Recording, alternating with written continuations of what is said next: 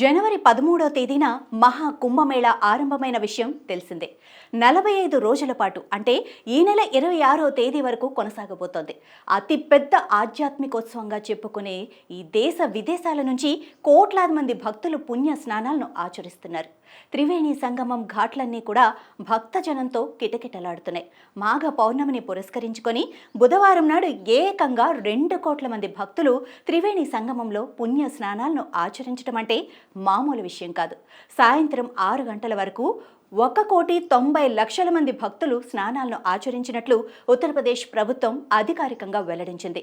నిన్న రాత్రి వరకు మరో 10 లక్షల మంది త్రివేణి సంగమంలో పుణ్య స్నానాలు చేశారు. ఇప్పటి వరకు 48 కోట్ల మంది భక్తులు పుణ్య స్నానాలను ఆచరించారు.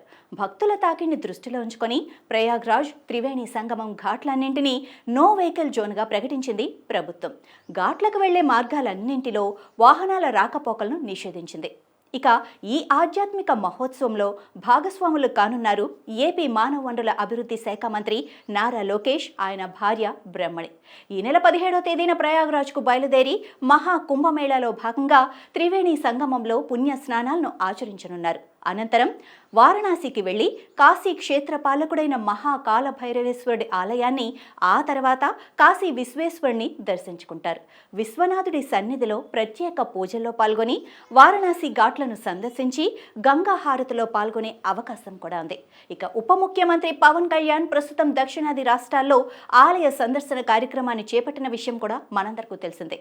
మాఘ పౌర్ణమి సందర్భంగా ఆయన ఆలయ దర్శనానికి శ్రీకారం చుట్టారు.